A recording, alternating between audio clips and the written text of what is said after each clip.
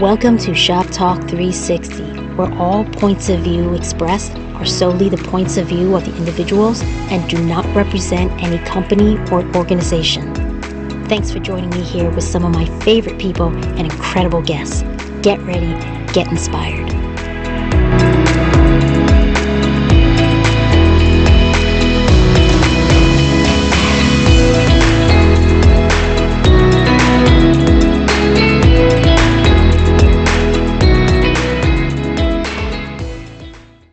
Hey, Shop Talkers, welcome to another podcast. I am so very excited to introduce our next guest, Ri Chan. Ri holds a Bachelor of Arts in Sociology, as well as a Master of Arts in Occupational Therapy. She is my sister, and she is also the author of one of my favorite books, Stories from Grand Street Journey. Ri, thank you so much for joining me. I'm so stoked. Thank you for having me. And, it's really nice to be on your podcast. You know what? You are the first family member, the first official family member that is on Shop Talk 360. So I'm really, really excited to introduce you to my industry family. And I got to say, so many folks always ask me about being a native New Yorker, growing up a Lower East Side, Chinatown. And I think this is a perfect way for folks to really understand the upbringing in Chinatown. You wrote this beautiful book, Stories from Grand Street Journey. And the folks who know me know that I'm also a writer as well. And I've published a couple of books myself. I think the best description I've seen of your book and what it's about is written by Mimi Burstein. And she was the librarian and circulation coordinator at Harcum College. She wrote, Stories from Grand Street is a tiny, elegant, deep red book with a cover that does nothing to hint at its intense and moving contents. The author has created a collection of memories from her childhood as an impoverished immigrant in New York City's Chinatown. Her vivid, detailed stories tell of the hardship endured by a close-knit family. Woven throughout the narrative are family tales about political persecution and the acts of kindness, as well as evocative descriptions of the foods, the street scenes, and the challenges that made up her life, her young life on Grand Street. Now, I'm just going to dive right into this with my first question to you. What inspired you to write Stories from Grand Street Journey? And why these short stories now? Well, to be quite honest, I had dabbled with the stories, so they were sitting around for a while. There was a period in my life where I had time, the luxury of time, so I could write. Because as a sociology major, one thing we were required to do was to read a lot, because sociology was considered the science of thinking. So in undergraduate school, we read. As part of my major, I read a lot, from the classics to fiction to people's different perspective about child abuse. You were just constantly reading. So I just started to write some stories when I had some time when I was done with graduate school, and I really didn't do anything with the stories. They kind of sat there. And then when Dad started to get sick, I really felt the urgency to get the stories done so I could read them to him. And because the book is dedicated to Dad and Mom. Mm-hmm. And so it's a little crazy because my grammar isn't perfect, but my very close friend, Xenia, actually was kind enough to help me review them and make some suggestions. You reviewed them and made suggestions. Daisy and Jody reviewed them and made suggestions. Then it was kind of the pressure and the urgency to get the stories done so I could read them to Dad and let him know that I wrote these stories in honor of him and Mom. So on one level, I'm very grateful because I was able to read the stories to him while he was in the ICU. He wasn't awake when I read them to him, but I remember. One thing from working in healthcare is that even when patients are comatose, they're often able to hear. So I was hoping that I was able to still get those stories to him when he was on the vent. Yes, I'm sure he heard every single word. I don't doubt Um, that at I all. hope so. And then I think at the end of the story, I write a little excerpt because, his hospitalization was just so hard, I think, on the whole family and the multiple readmissions and things like that. And I just kind of felt like everything went full circle when we were able to find a plot for dad, not far from his dad and mom. Mm-hmm. So I Mm-hmm. think that there are things that happen and we can't always see it, but we need to trust it, you know. I love that. That's a And tweetable moment. There are things that happen and we can't always see it, but we need to trust it. That's faith. and the book I think talks about the upbringing between growing up Baptist and grandma being Buddhist, and Mm-hmm. having that kind of dichotomy there, and but realizing I think there's more that connect us than divide us. So I feel like these stories, though they're told from a perspective of a young girl in Chinatown, I think the stories resonate with any immigrant that's come to this country in search of a better life. And how sometimes the living condition is so brutal. And I think that's going on right here, right now, with all the coronavirus and the access Sure. to good care and proper living conditions. So I think there's a lot of themes in these stories that people can relate to. And I think you can connect to people at a certain level. Um, Yep. I love what you said. We all have more commonalities that connect us than differences. yeah, I think it's taking the time. And I think it's sometimes just pausing later and reflecting on something that happened. So, there's all these moments that happen throughout your day that sometimes you really think about and sometimes really humble you, but it's not shared with everybody. So I think writing is a tool that enables us to reach out, share with other people, and connect with other people, Mm-hmm. and also a chance to get feedback. How great is that, that your book has reached so many different people on so many different levels? When I read the book, I instantly, of course, um, resonated with it because these scenes of growing up in Chinatown in the early 70s all came back to me. We were right on Grand Street. Back then, it was the border between Chinatown and Little Italy back then, right? Mm-hmm. So all these scenes started coming up to me, and just the certain customs. I love how you so eloquently just captured, the Chinese culture and the customs, because I think about, how so many customs may be lost go forward in the new generations, as we just start to maybe not always abide by certain customs, and even with cooking, something as basic as cooking, certain recipes, things start to fade a little bit more. So the fact that you captured everything so tenderly in this book, it just really resonated with me. And I think when I read your book, and I also wrote a review for you too, it's a tender read.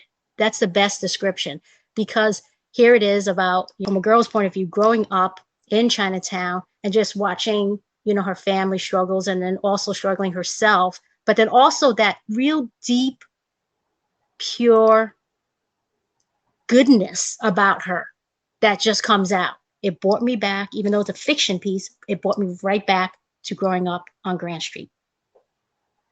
Well, thanks.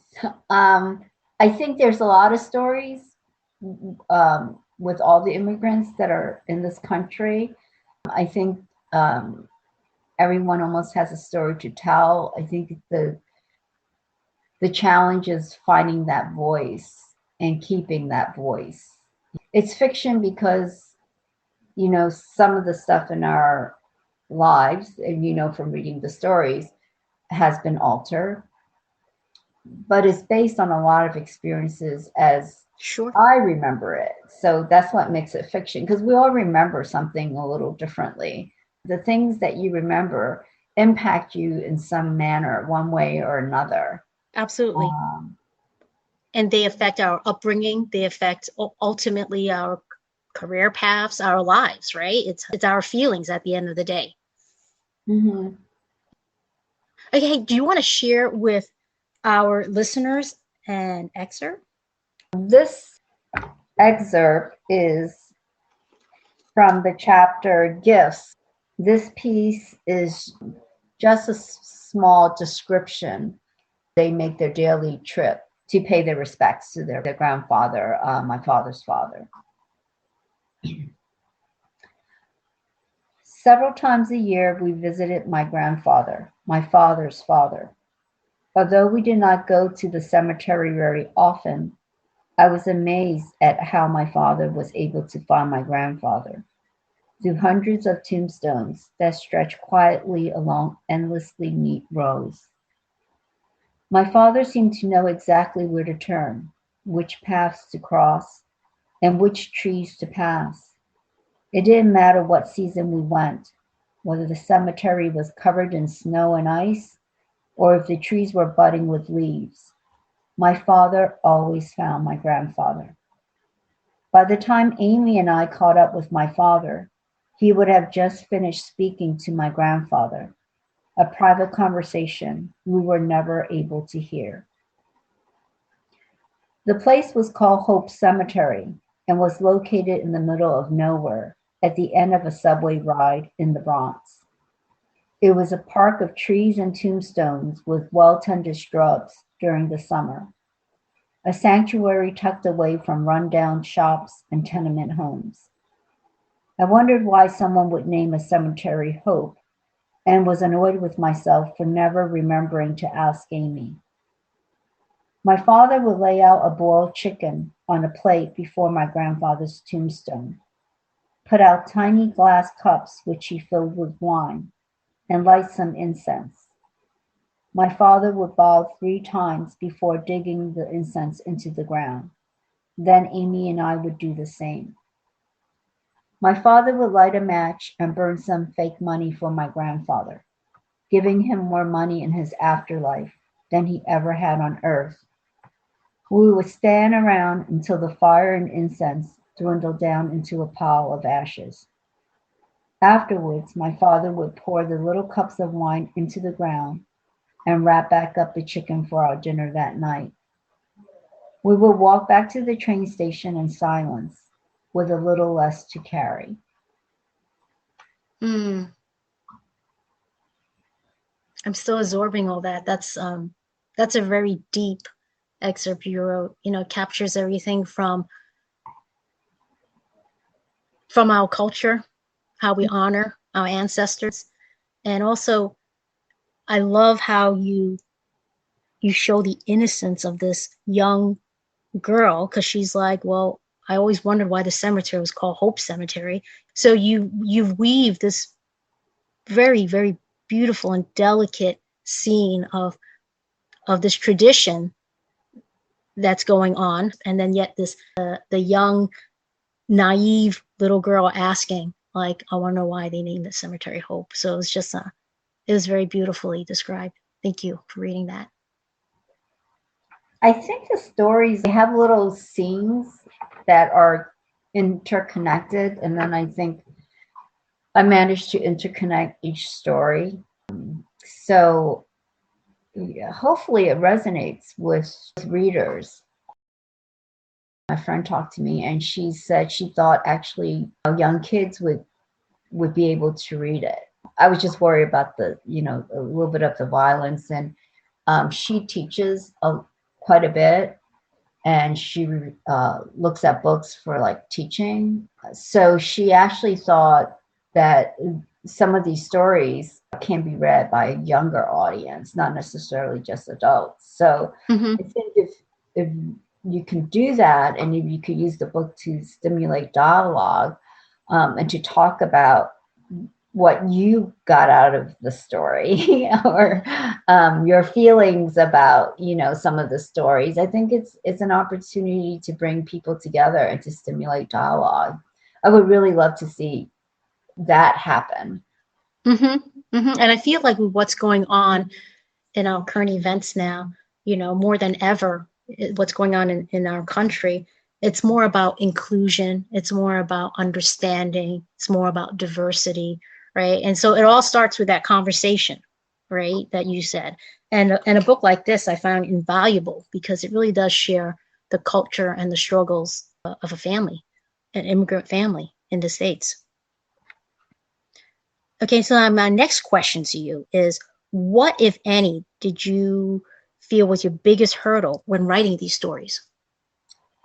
I think getting out the right words, and I'm not very strong, so I always need someone to check my grammar. I worked with a speech therapist one time, and she happened to be bilingual, and she was working with stroke patients. Mm-hmm. And when she started explaining to me how rehab for Asian patients, in terms of helping them to recover their speech, was different than the American language, it made sense, because it made sense sometimes how I wrote, whether it was a report or whether it was a story, how I wrote a sentence. So she gave this example, like, so in English, the boy hit the girl, right? And Mm-hmm. then she said in Chinese dialogue, the way it's written is the girl was hit by the boy. And then after she said that to me, I said, huh, okay, because now I can see sometimes when I write things and not just fiction, there is almost, for lack of a better way to say it, things are reversed. And then sometimes I reverse it, and then other times I keep it because it's just the way something is said. So I thought that was really interesting. And I never Mm-hmm. thought about it until she brought it up. So this therapist, she was also Asian too, I'm guessing, because Mhm. she was working Yeah, with the Asian yeah. patients. Okay, okay. You see, it's interesting on our own personal perspectives, right? So you had mentioned that you felt you weren't grammatically strong. I'm not grammatically strong. But you And know that, what, though? See, this is the first time hearing of this. You've been my sister my entire life. I never thought of it that way. I just never thought of you having not been grammatically strong at any instance. I think what comes through the book is the emotion and the feeling. And that's what's ultimately the most important thing because it connects folks. So one of my writing coaches, Halzina Bennett, the most important thing I learned about writing from him was he says that sometimes the things you don't say are just important as the things you do say, right? And because my big thing as a writer was, so these are our babies, right? We're putting our babies down on a piece of paper. It's our heart coming out literally and being put on a piece of paper. That's how I view my writing, right? And so what happens with me is I know that sometimes I get very overly maybe obsessive about not wanting to let certain words go because you put that line in for a reason, right? But then sometimes through the eloquence and it's just the simplicity of reading it, it can be too wordy. So what I did, and this is a trick I've done for myself, is I've actually, on a separate Word document, I'll cut that out and I'll just paste it somewhere else. So I know it exists somewhere else if I wanted to go back to it So this way I didn't throw my baby out the window. You know what I mean? It's like I still have it somewhere. But anyway, that was just a little tidbit to share from one writer to another writer. Yeah, I I don't think know. I'm kind of the opposite because I'll write and then I'll go back and I'll remove, I'll edit, and then I'll edit more, and then I'll edit more. And then when I used to teach workshops, I was infamous up right to the last minute before the day before the presentation. I would still change my presentation. I was constantly editing, and in this sense, trying to make the information simpler and more concise and easier for the attendees to understand. I mean, the stories are very short because I keep editing, I keep cutting things. I just go, I don't need this, and I cut it out. I don't need this, I cut it out. I don't need this, I cut it out. But then once I'm done cutting everything, am I still able to say what I want to say? And that's the essence of it. I think if you can, it's that, less is more. If you can communicate, and I think what's having worked in the healthcare field is that there's so much that happens between us and our patients or us and our clients that is not always communicated, and also between client and client that is not communicated, and some things that are concretely communicated. So it's just really amazing. And when it's happening, sometimes if your day isn't crazy, you're just so aware of that moment. And then other times you go back at the end of the day and you just reflect on what happened. And not everything is easy in healthcare. I mean, you do have situations where it's really challenging. A family member's screaming at you or yelling at you, or a patient is despondent, there's just so many layers that are there, and you do the best you can in terms of trying to support your patient, while you're working with them. It's interesting, and I think sometimes when you write, it's like that, but I don't have a lot of time to read, but I think one thing I learned in sociology is if you really want to write or expand your thoughts or whatever, the best way to do it is to read. Absolutely. Yep. Yeah. I find with reading nowadays, as I get older, I really need to shift my reading time earlier in the day, because I'll fall asleep reading very easily, especially if I try to read at night. But no, absolutely. Reading does make us better writers. So it's really interesting with your background in healthcare and having worked with so many different people and really caring for them. I'm just interested in your take on what's going on now in the world.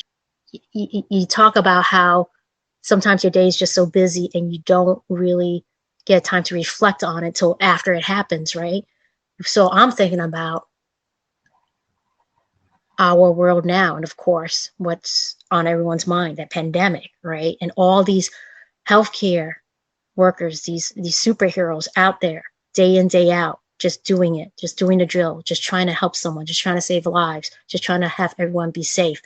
I don't think that they even have a moment to rest or think about it. It's just, I think they're still on this whole reactive mode that's been going on for the past year.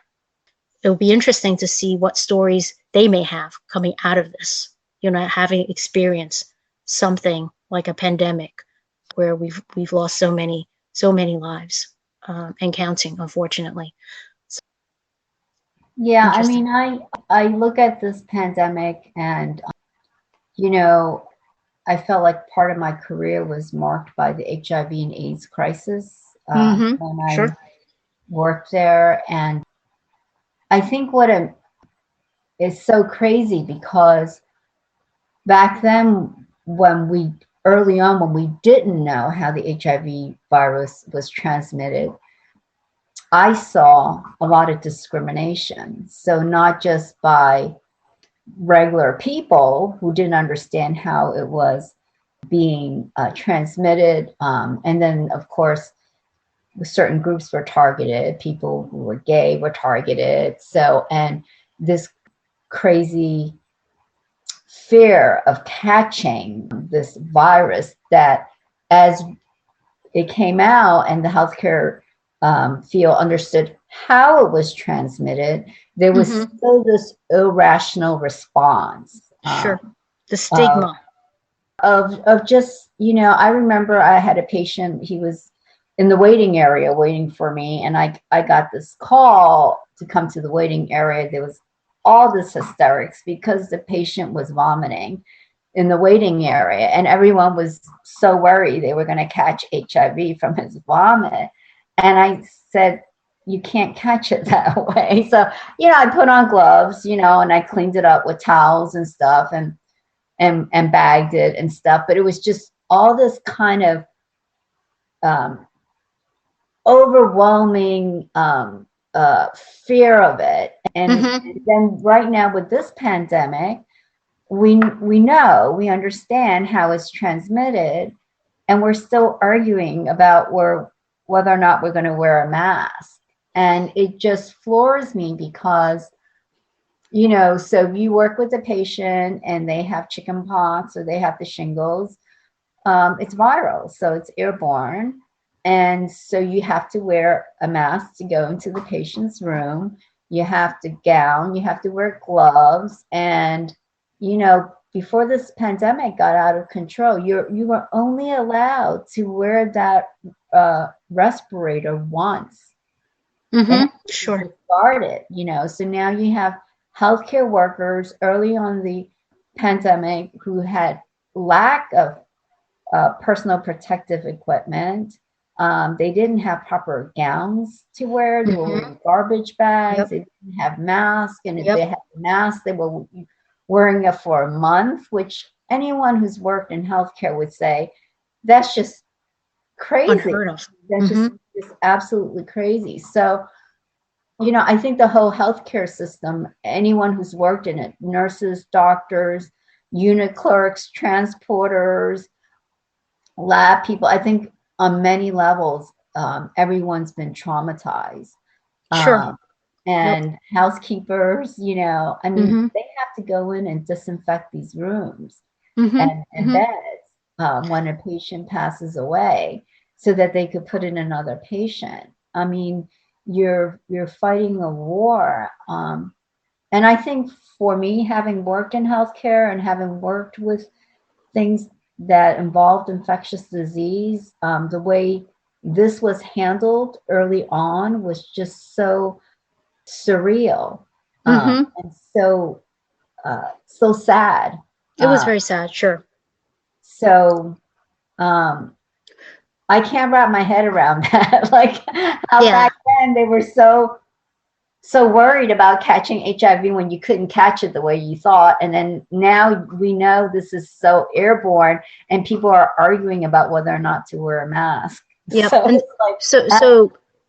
I agree with you 100% everything you said. So not being from the healthcare industry, but just seeing and comparing, like back in the 80s with the HIV concerns, and then now fast forward 2020, just last year with the start of the pandemic, the immediate differences I see is I still felt that folks were, even though they were trying to understand and still learn about HIV and get the word out about HIV, there was one source, and it was health and science, and it was more streamlined in communications and approach. What I saw happen in 2020, so it's been a ramp up, right? The last 5 years, especially the last 2-3 years, it's all about social media. It's all about like this, follow me, like that. And then what happens is that, and then everyone is publishing. Everyone is a publisher. Everyone is a writer, right? Everyone is a podcaster, including myself, okay? Believe me, I throw myself into that mix just as easily. So fast forward from the AIDS epidemic in the 80s to 2020, the difference is now everyone has an opinion. And all of a sudden, it is this huge catalyst for misinformation out there.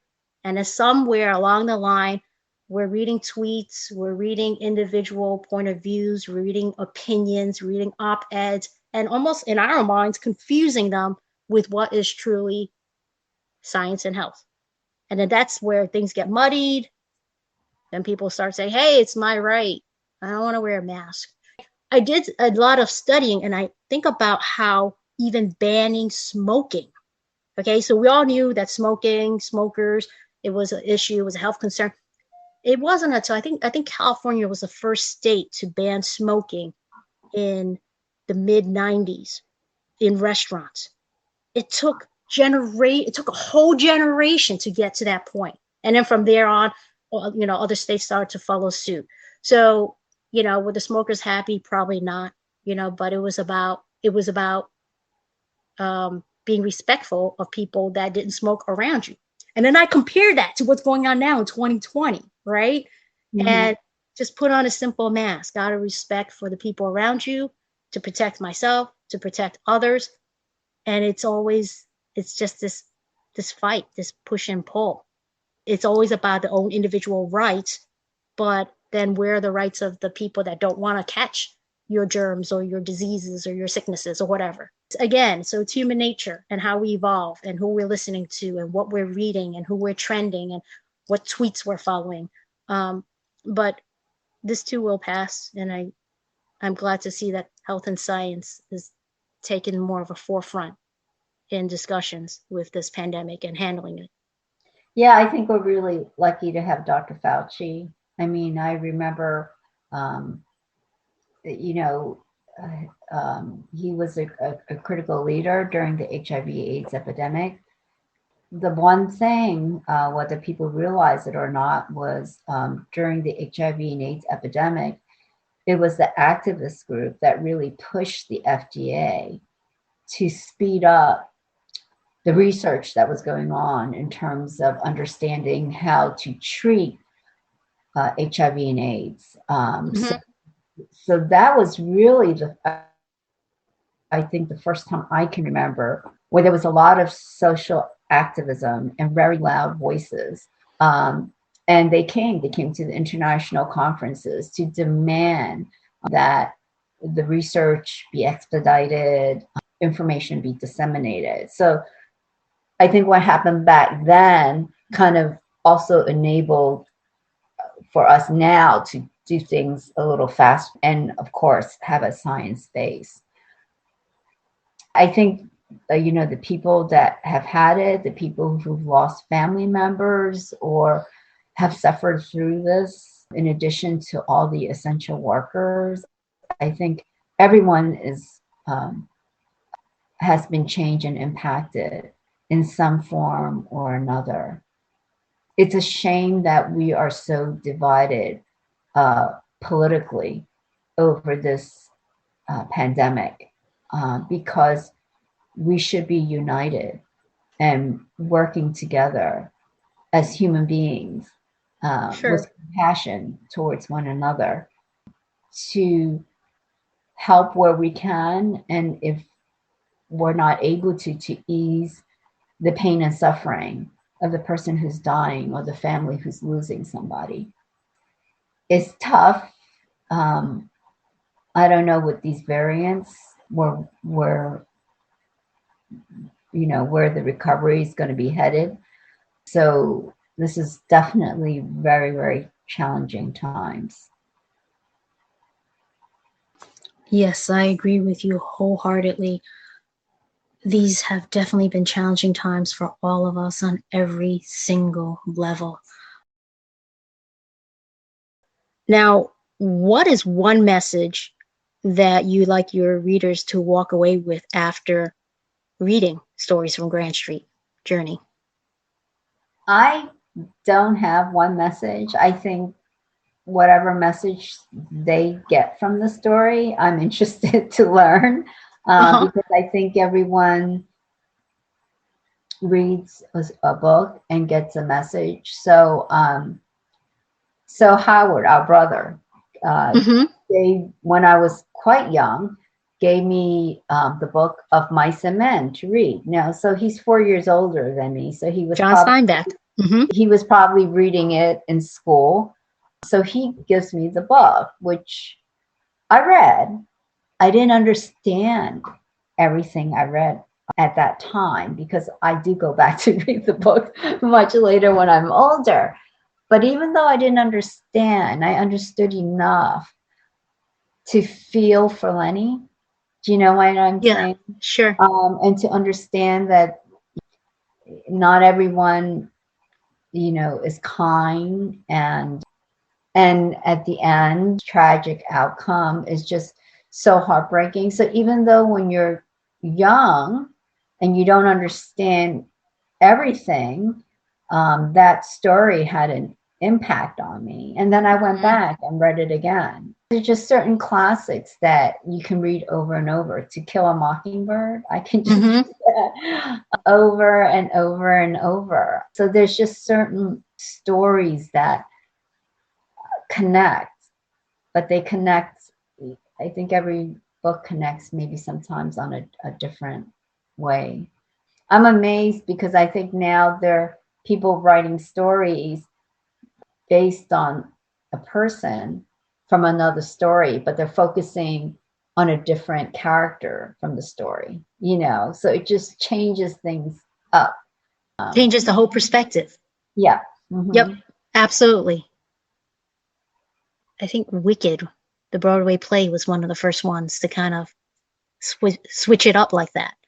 Yeah, so it's just, it's always someone's perspective and how they see things or how they feel about things. And it's just always interesting to kind of say, oh, okay, they saw it that way, So I think for me, I think if someone just reads my stories, I would be happy.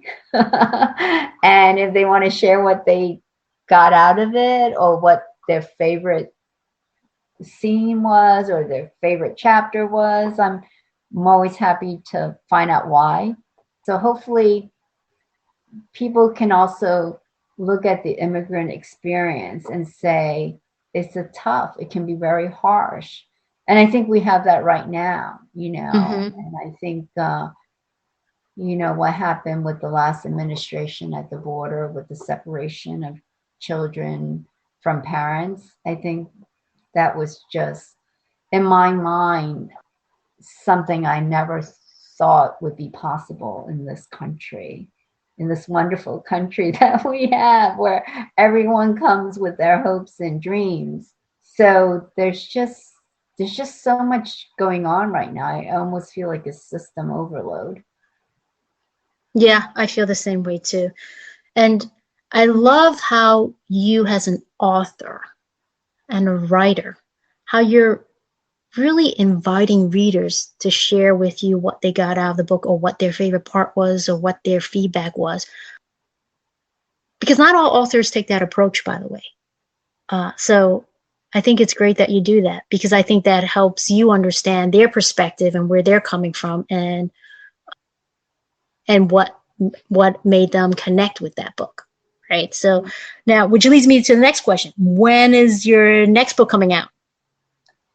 Well, time is the issue. You have to have time to write, and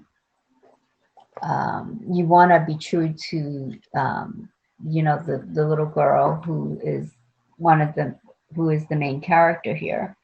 So I started one story, but it's really an issue of time. And then when you're writing the stories, making sure that they're saying what you want to say, but also trusting the voice of the little girl to get through some of the situations she's going to be confronted with. So it kind of picks up from where the other stories ended. You have some of the same characters, but you also have the underlying theme now that she's made these promises that she has to keep, and they're going to present some hurdles for her, some difficult moments. Well, I can't wait to read the next book. As we wrap up, what's one word that you feel best describes your book, Stories from Grand Street Journey? What's your one word and why? I would say maybe honest. I think the stories try to be true. I think it tries to be true to the characters and true to the situations that are going on and true to the emotions. So I think the word would be honest. It's authentic. I love that. Okay. And lastly, where can folks get a copy of this book? And also, how can they reach out to you? Right now, it's available on Amazon, the paperback version, and I will be uploading it to iBooks on Apple, so it's available. Yeah, I bought an iPad just to see once if I uploaded what it is. I'm very old school. I'm of, the book and flipping the pages. Sure, me too. Especially with my favorite books. Yep. Flipping it through the screen could be different, but it's an experience nevertheless. Okay. Well, I am very excited to share this with my industry colleagues, my friends, my family. Thank you. Thank you for doing the podcast. I hope to work this out. I'm so stoked with this because one, you're my sister, of course. Two, you're also a writer. I'm sorry? I said no bias there. Hey, you're my sister. That's the way it is. But also, too, we do have the shared passion of writing, right? And you so eloquently, like I've mentioned before, you so eloquently capture what it's like growing up, in Chinatown as an immigrant family in the 70s. So looking forward to catching up again and seeing what you're working on, the progress of your future book.